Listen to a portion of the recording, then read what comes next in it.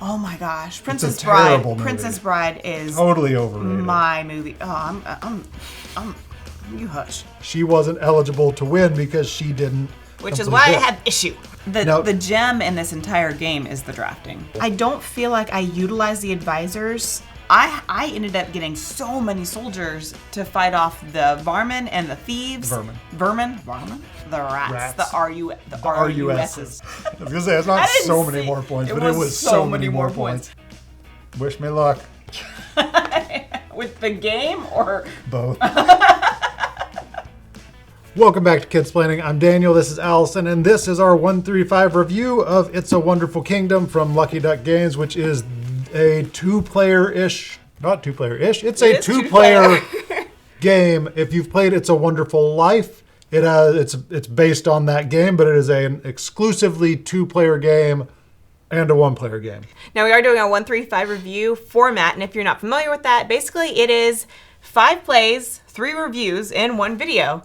We're going to do that. We just played this one time, so this is going to be our initial idea, just thoughts on the game, and then we're going to come back after we've played 3, and then we'll come back again after we've played 5. This is our actual gameplay. We played at home, we brought it to the studio, but we packed up all the cards. And you will notice there is only one blue marker on here. It's the reason why I have a little bit of hostility towards this game. I like this game. Yeah, he likes it. He likes it. So in It's a Wonderful Life, you get cards through drafting. It's take and pass, that kind of thing. Which we do a drafting here, too. No, but it's very different. Oh. It's not a take and pass drafting. It's a much more strategic drafting, and I really like it. I did like that, yeah. The way the game works is it's played over 4 rounds. During the game, you're going to be getting cards to either turn in for resources or build them as your engine to produce resources as the game goes along.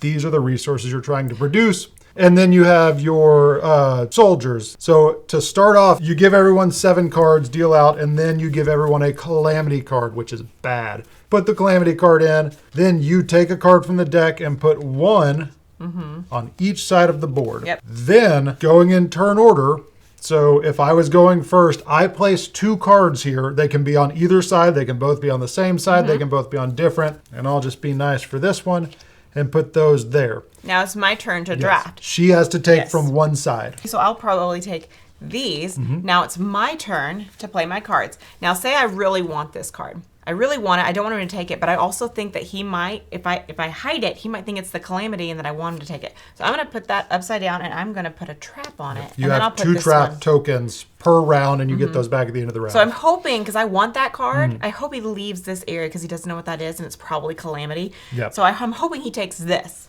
So you go back and forth until everyone has played all 8 of their cards. So I place 2, she draws 2, then she places 7 2. cards.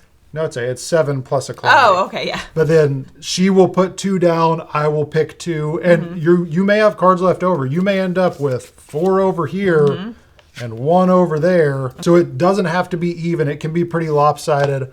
But after that, these cards are all gone. And then we keep them in our hand, and then we build. This is where the building is the same as It's a Wonderful Life. You have the cards that you got, and then the cards that you're going to build. So when you have a card, you can either put it up here to build it, to put it under construction, or you can discard it for this resource here. So I discard this, take a yellow. You have to put this somewhere. So I can put it here, and it goes towards the cost to build.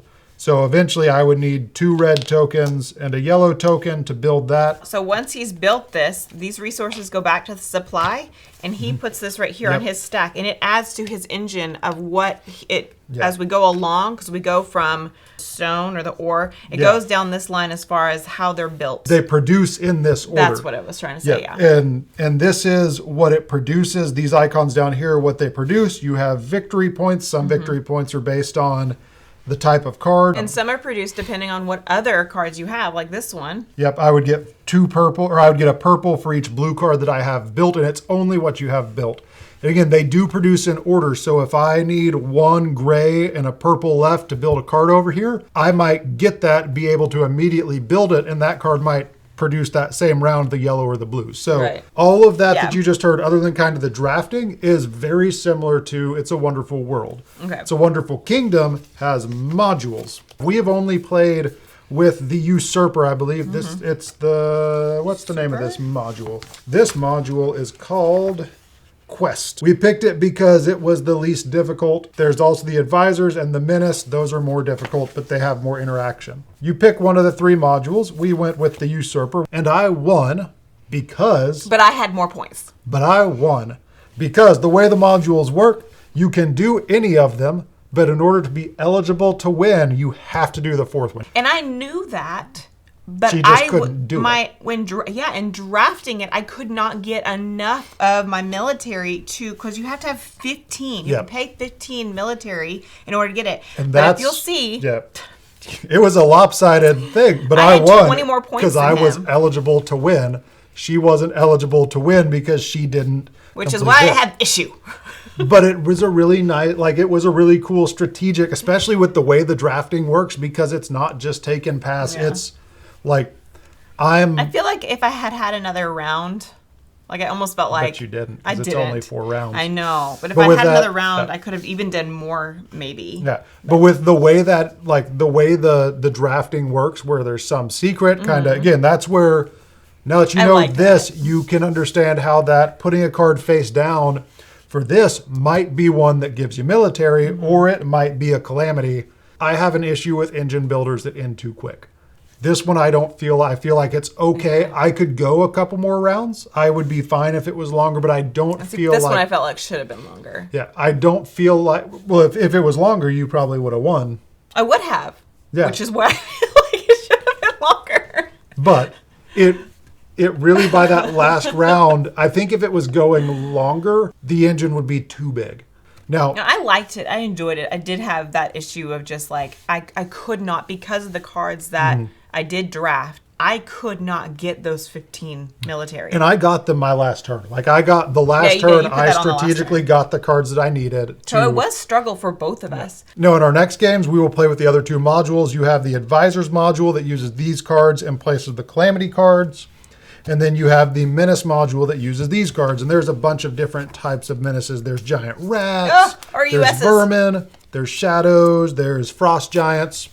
These get shuffled into the deck, and from the little bit that I've looked ahead at how they work, there's a lot more interaction with these because these cards get played and they have ongoing effects. I'm excited to see how these different modules play, how they impact the game, how they impact the player interaction. So this is It's a Wonderful Kingdom, the 2-player version of It's a Wonderful Life. This was our first play. We will be back after our 3rd play right now. So we just finished play number 3. It was very, very close. It was 38 to 37. Yeah. So I beat him by 1 point. Yep. For our play 2, we played the module of, what was it called? Menace. The Menaces. Module. Yep. Yeah. I was going to get the giant rats, but they kind of creeped me out a little bit. She was scared of the card. So I went with the frost giants, and you had... I had the shadow. The shadow, Menace. Yeah. So what that was is you're paying to fight them. Yes. That's part of the steps. Yep. In the base game, you have the Calamity cards. They're just minus 4 points. In the Menace module, you remove the Calamity cards and you shuffle in. There's 4 different menaces, so we've played with 2 of them. So there's the rats, there's the frost giants, there's the thieves, I think is what it's called, and then the shadows. So with the frost giants, when you take a frost giant, they go out with the kind of the drafting parts. Yeah. You get them in that way. With the frost giants, they go underneath an under construction card, and then you have to pay to remove the frost giants. And it's frozen. Your construction's frozen, so you cannot remove the frost giant until that is you already have the supplies to pay for it. Yes. Then you also pay with your army to get rid of the frost giant as well. So it's like a 2 for 2. And if you don't get rid of them before the end of the game, it's negative points. Right. The shadows, if you have a shadow, it starts out in your hand from when you get it from the drafting. And then you discard. Yes, you have to discard one of your cards that you got, and then pay to get rid of the shadow. If you can't pay to get rid of it, and this all costs soldiers. Yeah. If you can't pay to get rid of it, it goes into your constructed area, and each turn during the construction after you draft, any cards in your construction area, any shadow cards require you to discard a card also. So also that discarded supply goes to your opponent. Well, it's not that supply. Just a supply, goes into there. It goes on I to always their. Just paid you what it was worth. It goes onto their card to be going towards their wild. Yeah. Before we get to advisors, let's talk. What did you think of the menaces? I didn't like them. Because I got them. 7 points. Yeah, you got a lot. I got beat up by the menaces. But then I didn't get any of them the first 2 rounds. But what I did was I was preparing myself for them, and so I was really stocking up on my army. And so once I got them, I was able to pay to or fight them. I was able to get rid of them really quick. I just didn't strategize well that game because I think I only built 5 cards the entire game. Yeah, it was. I did very terrible. Small. So I just underestimated the impact that those were going to have. I think at the end of that second game, I was like, there is every single stage of this game is so strategic. Yeah. And there's only 4 rounds. Yep. So you've got to do a lot in all those rounds. Yes, there's very little time to execute what you need to do, but it's still to force strategy and to force you to be intentional with every card that you construct. I think that 4 rounds is really good. And I was really biased. That first game, I really did feel like I needed another round in order to even complete. Lost. Well, but I didn't feel like I could complete that. But now playing the other modules. I completed it. Yeah. Anyways, it's possible. Now working through and playing 2 games with different modules, I did feel like those 4 rounds I was able to accomplish more than I was my first game. Yes. This was the advisors module. I don't feel like I utilize the advisors as much as, like, when I was playing, I was like, I'm not really using these, but I really did. There's 14 advisor cards in the game. There's these green cards. They give you an advantage. At the beginning of the game, each person gets 2. You get to pick 1 to keep and go ahead and put in your area. The other 2 go back in the box, and then you take the remaining 10 and you take out the treasure cards. These replace the treasure cards in the deck, and then you play them out and you draft them like normal. You do get a soldier. As these, you don't have to construct them. They go in their own little section. They're available to use once per round, and you get a soldier when you put them like into your play area. Yeah, and so you get those. Now, some that I used a lot, I liked this one. It was pay 3 soldiers during production to produce 4 additional stone. So I did that. And then I ended up using this one twice. Pay 3 soldiers at the end of the production and get 1 basic resource on each one. So I was able to.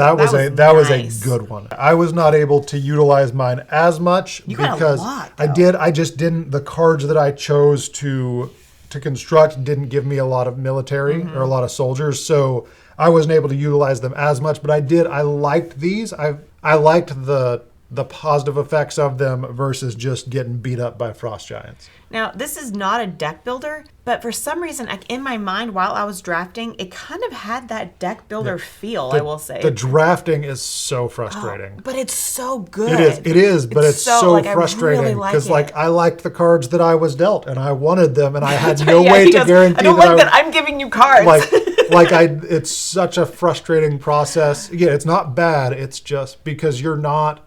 Like in a normal drafting, like I can draw and I can at least say, okay, I'm going to take this one and then pass them on, but I at least get to pick 1 card that I want. Now, and you don't get that. You might get that card. You might, but I might put 1 on each side and you leave me 1 of them, but then you throw a calamity next to it. Like it's so strategic. Which I have done multiple times. Yes. I'm liking this a lot. Yep, so we're going to be playing next the Menaces I don't know. again? We'll decide. We need to play the other 2 Menaces. We need to play another mission. I think we've got a good feel for the advisors and how they work. Yeah, so we will probably play another of the missions or the quests or whatever they're called. But you'll find out because it's coming up right now. We'll be back. I won. -2 to 20. I had -2. Allison had 20. This is not our 5th play. This is our 4th play, but just wanted to jump in and share this. We played another of the... He wanted to jump in the quest thingies. And once again, I completed the 4th objective, which was to pay 10 soldiers. She ended the game with 9 soldiers. So even though she had 20 points and I had -2 because of all of my calamities, I won. Yep. Congratulations. Love you. We'll see you after game 5. Wish me luck. With the game or both? And we're back after our 5th play. Yep, I finally won with points. Look, the number in the D column is bigger than the number in the A column. For the first time in all of the games we've played of It's a Wonderful Kingdom. I've won 3 times, but 2 of them were because of the quests. Right.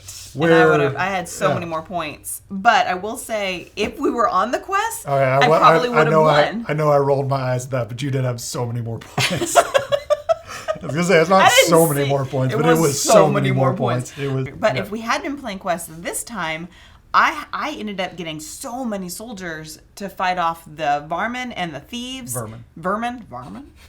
The rats. The ROUSs. ROUSs. Rodents of unusual size. I think the of is silent in the acronym. I think it's just RUSs. I think it's ROUSs. It's just RU. Leave us a comment. What is it? It's ROUSs. Rodents of unusual size. No, this is one of those things you say. Yes, it's ROUSs. This is one of those things where you say it wrong, so they comment to correct you. But I really think that's what it is. These are ROUSs. No, I'm doubting myself. We'll find out in the comments. I gotta watch the movie. Okay, anyways. Yeah. Look, okay, I got... It's not that good. I am highly offended. Again, it's one of those things you say to get people to comment and be angry. Oh my gosh. Princess Bride. Princess Bride is... totally overrated. My movie. Oh, I'm you hush. Look at all these. This is who I fought off. Now, I still had one thief in my midst. Should we explain how these work really quick before you explain but how I want to see how many... No, look at all the soldiers I had to fight off because my drafting was so poor, even though I totally got you that one time. So the way those works is a giant rat. One person has 4 giant rats that they are shuffling in place of their calamity cards. One person has 4 thief cards that they're shuffling in and trying to get the other player to take during the drafting phase. Again, with all of the menaces, you cannot get rid of them until after production. So any you take, you are guaranteed to be hindered by for at least 1 round. With the rats, if you have them in your area, you automatically get a vermin. The rats attract vermin, so you put a rat, you get it. They're already negative 6 points, whether you get one or not. So the rats, any you have, either that you get that round or that move into your constructed area, you take a vermin. So if you have one that you're not able to fight off on 1 round, you're going to get an extra vermin the next round. So the thieves you cover up one of these 4 with the little tokens. You cover up one of these 4 kind of default productions. But we've played all of the menaces. We've played the advisor module. Which was okay. It wasn't my favorite. I mean, you can do a lot of stuff with it. I really liked that one of them took my calamity away. I really enjoyed that. I enjoyed the lack of negative consequences. Like, That's true. It was nice. You still had the calamity cards. You were still trying to hide bad things in the draft and get the other player to take them, but it wasn't as like the menace modules are all like there's consequences other than just points. They hurt you in some way. The gem in this entire game is the drafting. Yes. By game 1 with the drafting thing, it was kind of like, okay, I guess I'll do this. By game 5 that we had played together, we both kind of, it got more fun because we were both kind of being able to get in each other's heads. Yeah. I was strategic in that last game with the quest to not give you soldiers. And I was just trying to get soldiers. Or to bait you into taking the bad cards. The calamity. Because I knew that you needed the soldiers. Yep. And I was counting what you could produce and knew that you couldn't make all the soldiers you were taking.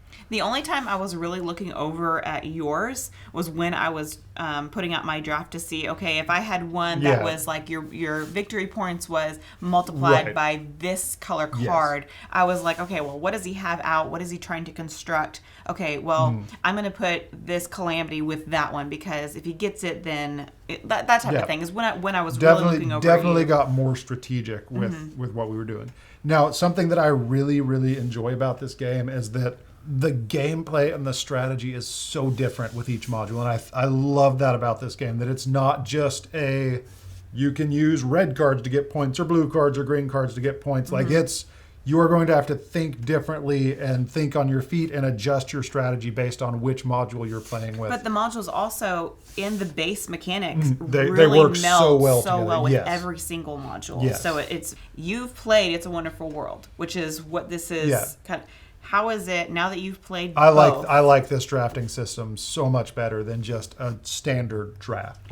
Okay, so this just works better as a This two-player. is so frustrating because you But in a good way. because you can't guarantee that you're going to get cards that you want. In a draft, you can at least know, okay, I'm going to take this card, I'm going to hand this to you, and I know that 6 of these are coming back to me, so I can kind of I hope you don't take this one, but I'm will. In this one, You're it's trying like to entice them to take I the really card you want don't this, want. or I really want this card, so I'm going to make this look really attractive. But then you throw Calamity on that card. Now, like the card that I wanted comes with -4 points, or with rats, or with thieves. Like, it's so frustrating, but it's so strategic and so satisfying. Even when you get the bad stuff, and you don't get to look at the hidden cards until the end, so you don't know if the other still player is don't know. bluffing. Which plays into, like, I think Yeah. one time I was like, I teased, I bluffed and had him thinking that there was negative on both sides. Yeah. And so, but that wasn't the Yeah, case. I don't know. I'm getting better at bluffing games. You are. I'm getting better at lying. So what is this hobby doing? We're not going to go all introspective. This is It's a Wonderful Kingdom from Lucky Duck Games. If you played It's a Wonderful World, this is, in my opinion, a better 2-player variant of that game. It's 2 players exclusively. It also has a single player. Yeah. But this is a fantastic, amazing 2-player game. You need to check it out if you like 2-player games. So yeah, just go get this game. It's amazing. Thank you guys so much for watching. We'll see you later. Bye. Bye.